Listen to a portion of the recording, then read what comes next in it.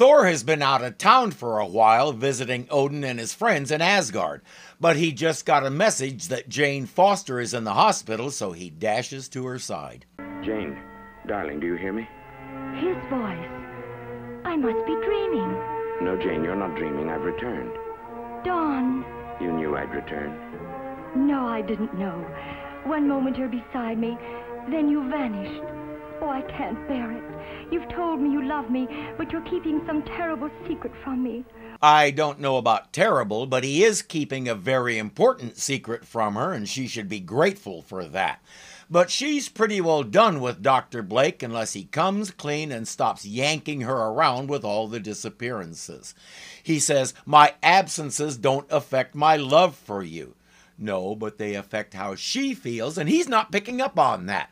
She never knows if he's coming back, if he's having a tryst with someone else. I can't blame her. And he's going to do something really, really stupid. Forgive me, Father.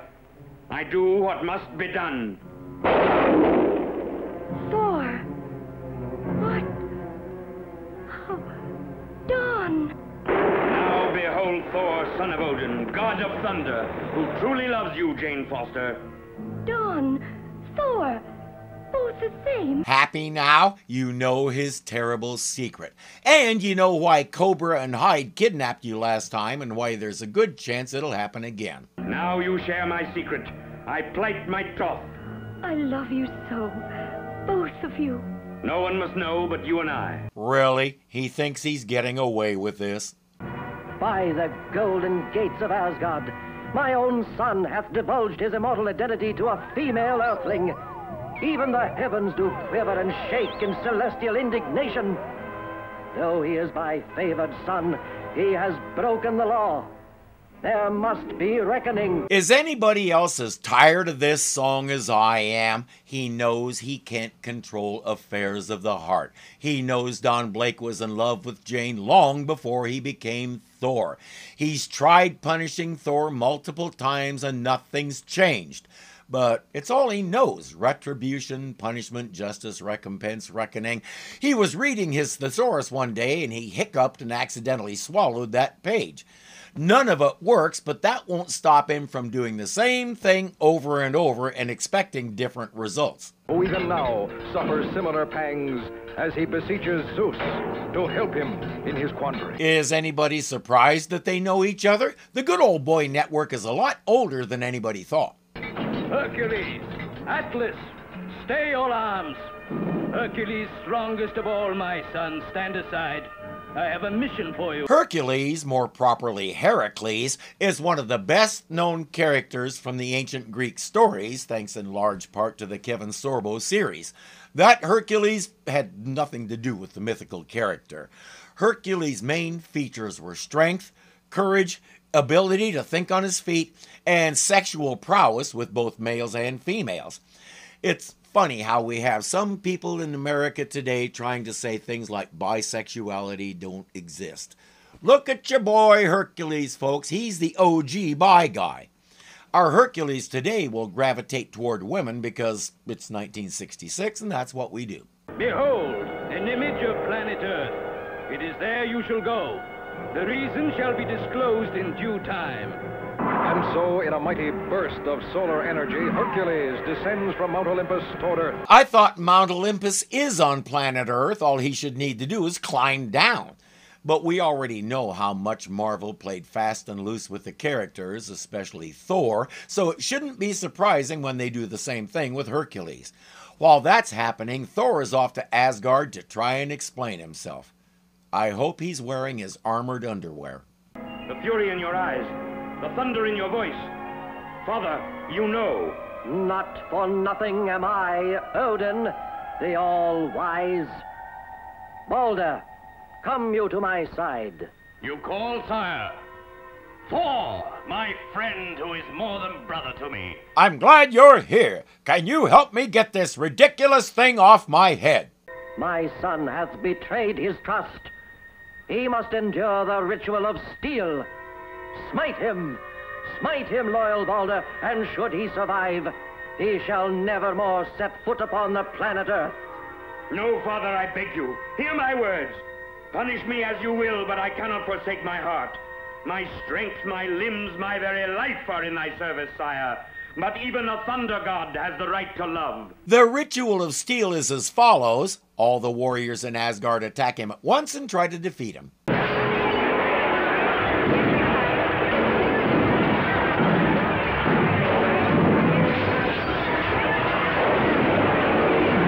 Once he's given everybody a few aching bones, he flies off to return to Jane.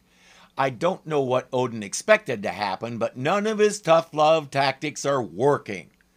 Elsewhere, Hercules is grabbing a nap after his long trip.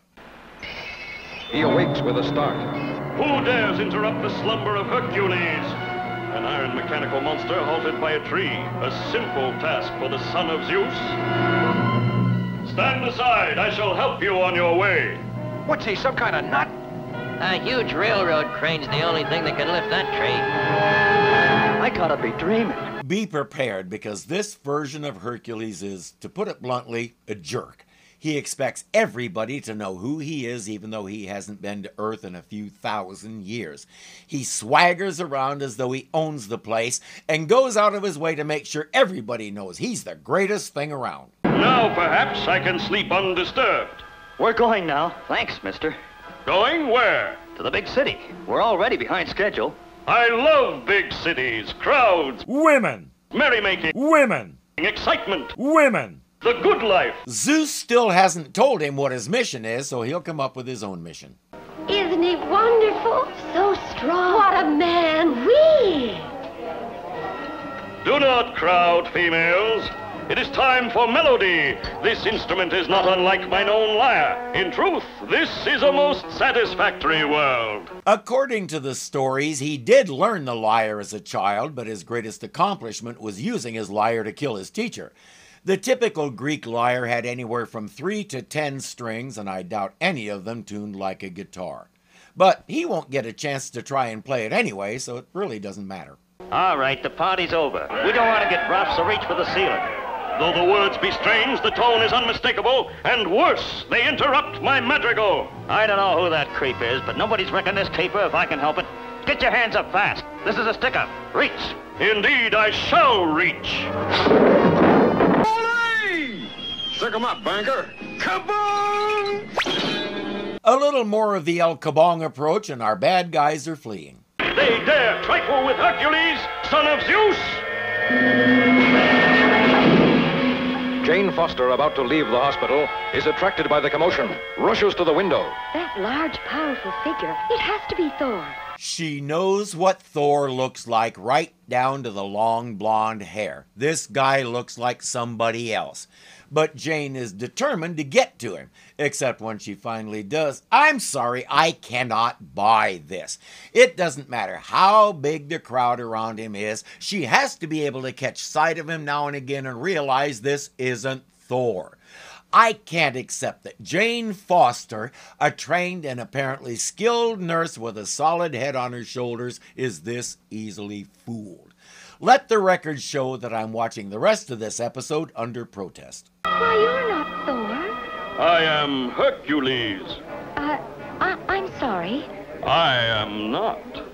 Hey, fella, quit the mush. Here, give me your autograph. Hey, next. Hey, Leo. Hey, cut it out. Come, mortal girl, let us depart these dull surroundings. Show him where your bedchamber is and let us get this party started. I surrender my sword to thee, sire. Let thy hand slay Balder if it be thy wish.